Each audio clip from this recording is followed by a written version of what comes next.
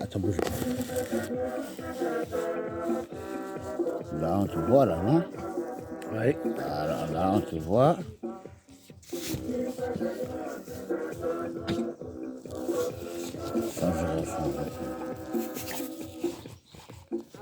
Voilà. Là, on voit monsieur Olivier. Tu sais, c'est des souvenirs, papa. La tienne. Hein? C'est des souvenirs, hein? Oui. On balancera tout à l'heure. Ah, Olivier. Et toi, alors, dis-moi, explique-moi, comment ça va ici? Comment ça va ici, moi? Est-ce que je supporte bien la solitude? Est-ce que... Des fois, c'est difficile. Hein. Ouais, c'est difficile, hein? Bah, ouais. T'es tout seul, hein? Bah, Dans un grand domaine comme ça, t'es tout seul, hein? Il faut que tu aies l'œil partout, hein?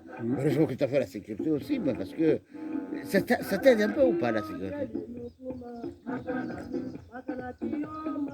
je dois dire que c'est pas le principal de mon travail ici. Mais des mesures de sécurité, ça t'aide quand même. Bien sûr, parce que je suis obligé de surveiller le chantier, de surveiller les ouvriers. J'ai un devoir de sécurité, de propreté, de surveiller pour mes patrons, de leur rendre compte. Toutes les semaines, j'envoie des photos à mes patrons quand ils sont pas là. Ah oui, Puis oui. je leur fais un rapport. Quand l'architecte il me demande des photos, des mesures, de prendre des mesures. Mais moi, tout ce que j'ai fait dans ma vie me sert ici. Parce que j'ai des compétences un peu sur tout. Ouais. La dernière fois quand on a pris le petit déjeuner, tu te souviens au Cyrano là? Il fallait que je parte à 10h. Ouais. Non, mais t'as ton boulot, hein. Faut pas que tu restes. Et le boulot, il appelle, hein. Bah, mais le truc, c'est que tu m'as pas parlé du métier qui était au musée. C'était d'être gardien bah, de c'est une partie de ma fonction ici. D'accord, Je suis gardien des lieux parce que pourquoi ils m'ont demandé de venir plus vite d'ailleurs? C'est parce qu'ils avaient peur qu'il y ait des squatteurs qui viennent là-dedans. D'accord. Mais c'est pas moi mon principal travail, c'est déjà d'entretenir le terrain là. Il est grand, hein. Regarde comment ça pousse, t'as vu, regarde. Lundi, tout était propre, tout était nickel. Là, il faut que je recommence tout. Toutes les semaines, c'est un éternel recommencement. Combien de jours à peu près de la semaine? Là, pour tonde, je mets toute une journée déjà. Ouais. Après, il faut que je débroussaille, que je taille. Là, il va falloir que je traite les mauvaises herbes. Ouais.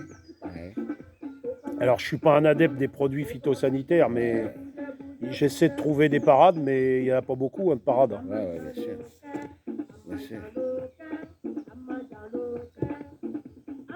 Tu sais, Olive, moi, je suis quelqu'un qui aime le silence.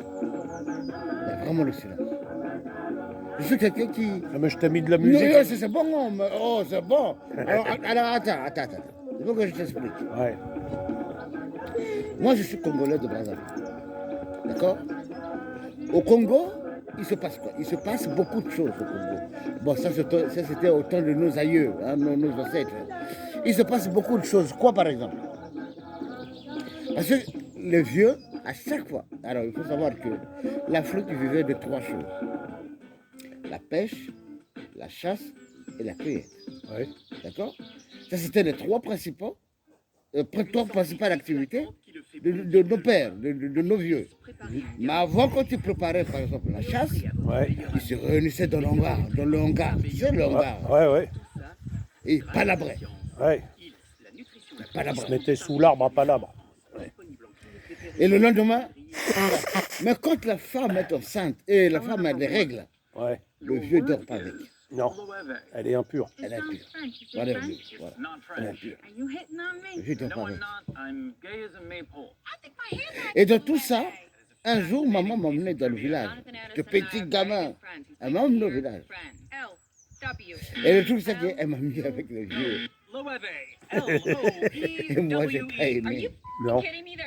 Putain, je la poursuivais partout, ma mère. Attends, je vais changer de musique. Laisse, ça va venir. Je la suivais partout, ma mère. Mais vous me suivre, reste avec la mère. Ma mère était dans la chambre, moi j'étais à la fenêtre, je pleurais. Et le grand-père qui j'ai pris le nom me regarde comme ça, me dit, le petit là. Lui, Lui, il aura une grande vie. la maman m'a amené, les vacances sont finies, elle m'a déposé dans une famille pour qu'on vienne me chercher parce qu'elle avait des trucs à faire. J'ai marché dans cette famille pour aller à la maison, je me suis perdu à ma papa. On ne savait pas où j'étais.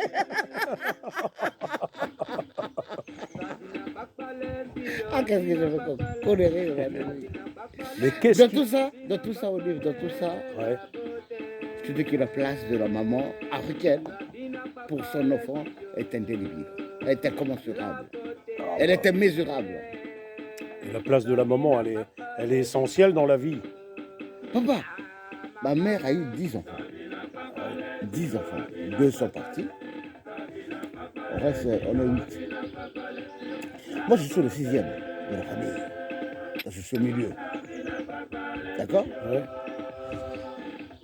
Je suis le premier garçon de la famille de maman qui a eu le bac, le premier. Le premier qui a eu le bac. Tous ceux qui venaient avant moi n'ont pas eu leur bac. Mais par contre, tous ceux qui viennent après moi, ils ont leur bac. Tu as donné l'exemple. Je le maîtrise. Tu sais comment je suis rentré au séminaire? Non, bah justement, j'allais te poser la question.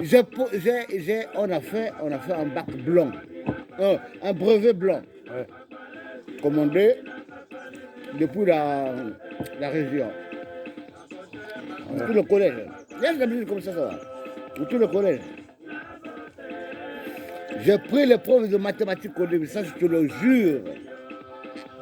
J'ai pris l'épreuve de mathématiques. J'ai regardé le devoir de mathématiques. J'ai dit non, il y a un problème, ça va pas. Tu me fais rire. Oui, je te dis, c'est la vérité. Je dis, ça va pas. Le professeur de mathématiques, il passe, je l'appelle. Je dis, monsieur, le problème, là, un problème. C'est que j'ai essayé de calculer, ça passe pas. Le mec, il prend le devoir, il dit, écoute, monsieur, on sait que toi, tu es bon en mathématiques, ça, on le sait. Mais si tu n'arrives pas à traiter d'autres problèmes, on va régler ça à la correction. Oh. Il laisse les mathématiques, il a le problème de mathématiques. Et toi, autre chose. Le jour de la correction, papa. On tous en classe, les élèves, tous en troisième. Tous les élèves, tous en classe. Qu'est-ce qui se passe? Le mec qui vient me corriger, il a fumé 3 paquets de cigarettes dans la salle de classe. Non, je te promets. 3 paquets de cigarettes. Ce serait maintenant, il pourrait plus. Non, mais non. Le directeur, il passe comme ça, il lui fume. Il n'a rien à voir. Après la correction, il a mis même 5 heures de temps pour corriger. Après la correction, il m'appelle, il me donne une cigarette. Moi, je prends la cigarette du petit fume. Je déchire la cigarette devant lui, je lui jette. Je dis, je ne suis pas pour la cigarette. Le collège, le collège des professeurs du collège où j'étais, avec le directeur, ils se sont réunis, dit, monsieur Bebouka, il faut qu'il aille en série scientifique. Pas série lettres, série scientifique. Ça fait un bac S alors. Écoute, papa, on me donnait n'importe quel sujet sur les mathématiques, la physique, la biologie, la chimie, tout. Je résolvais ça en 5 minutes, même pas. Je pars en seconde S, scientifique. Mais comme j'étais un peu croyant aussi, je partais à la messe, le recteur du séminaire m'a remarqué. Le père Francesco Carlino, en italien, en sicilien en plus. Il m'a remarqué. Pourquoi il m'a remarqué? Parce qu'à chaque fois quand il passait devant... Parce que nous, notre parcelle, elle est là, d'accord? Là, c'est la montagne. Et après la montagne, c'est le séminaire. Et tu montes juste la montagne et tu arrives au séminaire. Et au lycée, à côté. Le mec, quand il revenait de ses balades, il passait devant moi à même heure, 18h. Moi, je revenais de travailler mes études. Il me regarde. Première fois. Il me regarde. Deuxième fois. Il me regarde. Troisième fois, il m'appelle dans son bureau. Il me dit, tu n'aimerais pas venir au séminaire, toi? Je dis, mais mon père, moi, mes parents ne sont pas riches. Moi, je ne peux pas payer la pension du séminaire. Comment voulez-vous que je vienne au séminaire? Ce qui était logique, ouais. Il m'a dit, ce n'est pas n'importe qui t'appelle au séminaire, c'est le recteur qui t'appelle, parce qu'il était recteur. Tu vas rentrer au séminaire, d'accord? Tu rentres au séminaire. Tu rentres au séminaire pour le cadre de la communauté de l'institut. Si tu as ton bac, tu choisis où tu vas dans le diocèse ou tu vas dans la communauté. Mais pour l'instant, il faut le séminaire. Mais au séminaire, il n'y a pas de série S, il n'y a que le L. Il n'y a que la littérature, il n'y a pas le générique. Donc tu es obligé de faire un sacrifice. Ouais. Tu quittes les sciences pour venir en lettres. Et j'ai accepté. Il m'a dit par contre, avant que tu acceptes, il faut que tu parles à ta mère. C'est ta mère qui te donnera la permission de venir me voir pour me dire que c'est oui ou c'est non. Papa, je parle à ma mère. Tu sais, la réaction de maman, c'était quoi? Les larmes qui coulaient. Papa, le séminaire au Congo, c'était pas n'importe quoi, putain. C'était des larmes de joie. Je ne sais pas. Est-ce que c'était des larmes de joie? Est-ce que c'était des larmes de machin? C'était des larmes de... Je ne sais pas, mais toujours est-il. Quand ces larmes coulaient, je regardais ces larmes. Papa, je regardais ces larmes. Et j'ai compris qu'elle voulait me dire, Dieu merci, au moins un de mes enfants trouvera à manger le matin, le midi, le soir. Ouais. C'est ça ce que je veux dire, ces larmes. Mais alors, cela dit, ça s'est pas passé comme tu voulais, quoi, quand même. Si. Oui, ça s'est passé, mais Papa, je suis rentré au Oui, séminaire mais- en première. Je ne suis pas rentré au séminaire en seconde, non. Parce que j'avais eu ma seconde en sciences. ouais. Je suis rentré en première, ma première L. Je quitte seconde scientifique pour rentrer en première littéraire. Les philosophies et compagnie, je ne connaissais pas ça, papa. Ça t'a appris. Et le truc, c'est que quand je suis arrivé en première, au séminaire, ceux qui avaient fait la seconde S et L, là, Olive, suis-moi bien. Hein. Le fait que j'accepte la condition, c'était que j'ai unifié les sciences avec les lettres. J'ai fait un putain de premier devoir philosophique. Ouais, une thèse, quoi. Un putain de bordel. Francesco m'a appelé dans son bureau. Il m'a dit, tiens la cigarette. T'as vu là où on m'a tenté pour la cigarette? J'ai dit, maman, il dit, prends. Même si tu grattes, c'est rien. Prends. Papa, j'avais conjugué le devoir au passé simple. Je pense que j'ai encore le devoir. Si je veux mes affaires bien, j'ai encore le devoir. Au passé simple, papa. Et Le truc, c'est que il me donne une cigarette. Il dit, petit, ce n'est pas que je sois fier de toi, non, je savais que tu allais arriver là, je le savais. Je te donne la cigarette, non pas pour que tu fumes pour toujours, non. Je te donne la cigarette, parce que c'est la seule de la liturgie. Quand tu envoies au ciel, hein, la fumée là.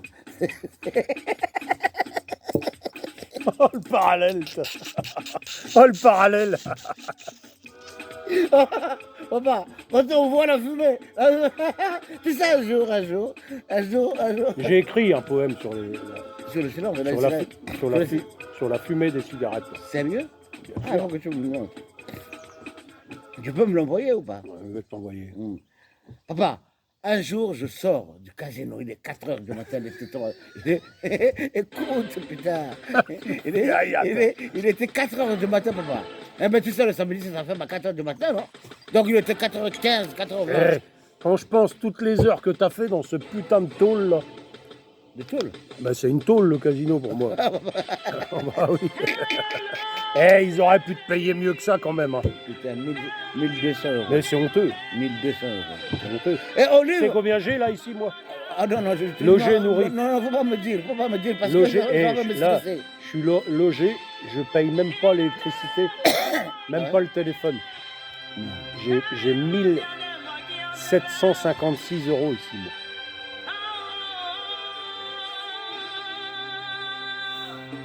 Sérieux? Mais plus mon logement, ça veut dire que Que plus. je suis au moins Que dans les 2000, quoi. je suis à plus de 2500 euros. Donc, honnêtement, je remercie. Olive, je sors du casino, il est 4h du matin, 4h15. Tu sais, on sort du côté ville, là. Le poste de sécurité est là, tu déposes tes affaires, tes radios, tes machins, et puis tu sors. Après, il est 4h15, je sors comme ça, bien habillé, bien sûr, en costume, cravate.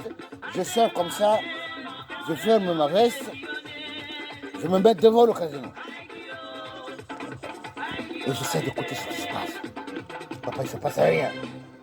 Tu me donneras ta veste, je te mettrai du détachant. Pourquoi? T'as 2 tâches. Oh, bah. Vous pensez qu'il va s'en occuper? Olive, je te dis, il n'y avait personne. Dans les rues, personne partout, personne. Moi, à mon rythme, je prends ma cigarette. D'accord? Ouais, comme tu fais d'habitude. Comme je fais d'habitude, j'allume. J'envoie la fumée. J'allume une deuxième fois. J'allume une troisième fois quand j'envoie l'ensemble de la liturgie au ciel. Là, j'entends du bruit. Et le bruit de qui? De mouettes. Les mouettes, papa. Ça va, ça vient. Ça dégueulasse la ville. Ça mange les femelles. Ça va. Donc je suis en calme, pas possible, parce que c'est la ville qui les pose à cette heure-là. Je suis tranquille comme ça. J'entends les mouettes qui partent, qui vont, qui volent. Là, Mais le truc, c'est qu'il y a quelque chose qui est merveilleux. J'étais seul, hein. Ouais. Personne, à 4h du matin, il n'y a personne. Même dehors le cabinet. Et j'entends, et je murmure en moi, avec un silence pas possible. Je murmure en moi, je dis, ça c'est le début de cette année. Hein, Olive, quand tu n'as plus de Parisiens, quand tu n'as plus de personne, quand tu es seul, laisse-le. Ah, mais je vais mettre autre chose. Ah, quand tu es tout seul, Olive, quand tu es tout seul, hein, Olive, à Deauville, Écoute, à Deauville, quand tu es tout seul à Deauville, à cette heure-là, tu sens la Une beauté protection de la vie. intégrée contre les sites Tu sens la malveillants. beauté de la vie. Tu sais que Oui. Deauville, c'est une ville bénie. Hein. je suis pas un fan de Deauville, hein, je vais te dire, hein, mais j'y vais 2 fois par an.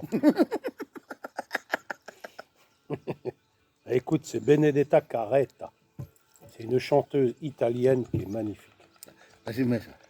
Je l'adore. On va l'écouter. Elle va chanter la chanson de Gladiator. D'accord. Je vais aller voir là parce que ça va chauffer là-bas. Ah oui, oh, bon, non, qu'on a un peu. Ah non, mais attends, mais oui, mais je suis obligé d'y aller. T'es passé à la Chambon, hein? Sinon, ça va brûler dans le. Ah ouais? Olive. Écoute. Ah. Ça, j'adore. Ouais. Tu sais, j'ai une passion pour l'Italie. Ah Je bon? ne sais pas d'où ça vient. Je suis un passionné d'Italie. Moi, j'étais passionné de Vatican. Moi. De Vatican. Ah ouais. Le jour où j'aurai un peu d'argent, je pense que je prendrai une chambre au Vatican, même une semaine. Juste une semaine Ah, comme faut- ça. Là. Faut que tu ailles visiter Rome. J'ai visité Rome. Hein. Ah ouais. J'ai des photos avec Jean-Paul II, arrête, papa. Ah ouais. Ah bah oui, Bah, tu me l'avais pas dit, donc je peux pas savoir. j'ai des photos avec Jean-Paul II, celui qui m'a reçu. Celui qui nous avait reçu parce qu'on a fait le pèlerinage, la messe en 2000, là, le jubilé de l'église. Oui. Mais on était à Rome. Saint-Pierre de Rome, là. Enfin, on était à Rome. C'est lui qui nous a reçus. Jean-Paul II ne pouvait pas nous recevoir, on était fatigué. Tellement malade qu'il ne pouvait pas. Et tu sais qu'est-ce qu'il nous a reçus? Le Benoît. cardinal Non. Ratzinger. Ratzinger, hein, qui est devenu le pape. Et quand Ratzinger nous a reçus, nous parlait, moi je le regardais comme ça. Je dis celui-là, c'est le prochain. C'est le prochain papa. Je ne le dis à personne. Je le dis à mon cœur. Et ça n'a pas loupé. Quand Jean-Paul II est parti, c'est qui l'a remplacé? Ratzinger. Ratzinger. Avant que tu ailles voir l'avion, je te pose une question. Juste une petite. On est bien le dimanche, on est bien. Juste une petite. Je ne vais pas aller bosser. Putain, depuis que quand tu ne bosses pas, putain, ça fait du bien. Hein. Tu te sens, hein? Oh là là. Et je pose juste une question. Entre Jean-Paul II, Benoît XVI et le Coumaniac qu'on a là, François, Bonsoir. d'après toi, parce que je te cite les trois parce que c'est les trois qu'on a connus. Ah, moi, je t'ai connu d'autres. Hein. Ah bah non, mais moi j'en ai connu d'autres. Tu as Il connu y, a qui? eu, il y a eu Paul VI avant. Tu as connu Paul VI, hein? Bah, bien sûr. Ah bon, moi, j'ai pas Puis connu. Jean-Paul Ier. Ah, j'ai pas connu ça. J'ai connu Jean-Paul II, j'ai connu Benoît et j'ai connu François. Entre Jean-Paul II, Benoît et François, d'après toi, D'après toi, mais tu me le dis en sincérité, en haute intelligence. Il y a eu Jean 23 aussi. Bon, ça suffit, toi. D'après toi, dis-moi, c'est qui le vrai pape entre les trois? Le vrai pape. Moi, je te parle du vrai pape. Ah, ouais, il n'y a pas photo, c'est Jean-Paul II. Bingo. Je savais que tu allais me dire ça. Je sais pourquoi je sais pourquoi je savais. Non, mais j'ai une affection particulière en plus pour Jean-Paul II. Et Tu puis- sais pourquoi je te dis que je savais que tu allais me dire ça? Non. Parce que Jean-Paul II était un pape exceptionnel. Ah, c'est sûr. Ah, bah, c'est sûr. Non, pas Ouais. exceptionnel, pas exceptionnel. Non, on n'a pas été exceptionnel. Le problème avec Mais c'est pas exceptionnel dans le sens exceptionnel. Non, le problème avec le problème. C'est quelqu'un, parce que je vais te dire, La famille Forger a choisi Frigis, le pays des Ouais, vas-y. pour leurs premières vacances. Vas-y, papa. le je pape, t'écoute. c'est le représentant de Dieu sur terre. Et pour être cet homme-là, il faut pouvoir donner à l'humanité sa plus grande espérance. Repose sur ce voyage en famille. Pour moi, c'est ça. Et pour moi, des trois papes, celui qui donne la plus grande espérance de salut et qui donne envie de croire au Christ ressuscité et à Dieu, pour moi, c'est Jean-Paul II. Olive, Ouais. tu sais que quand un président quitte le pouvoir, c'est parce qu'il a déjà préparé la place pour celui qui le remplace. Ça n'a pas été le cas pour Hollande avec Macron. Hollande n'a rien fait. Ouais. Il n'a pas préparé Macron. Alors, Alors écoute-moi, si tu veux. Tu as J'étais- parlé, je réponds.